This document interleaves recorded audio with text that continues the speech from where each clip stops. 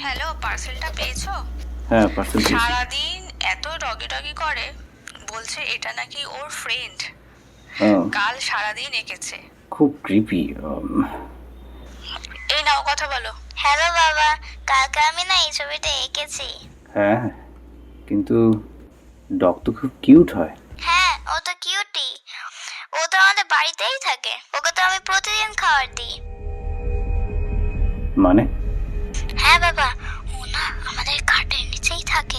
কাউকে বলবে না, ক্রস ইউর হার্ট। আচ্ছা শোনো, একটা কাজ করো, ওই ওই হ্যালো? আঁকাটা তুমি দেওয়ালে আটকে একটা হ্যাঁ, ফটো কিন্তু- তুলে আমাকে হোয়াটসঅ্যাপ করো। আর শোনো, আমরা পরশুদিন ফিরছি। Take care, bye. হুম।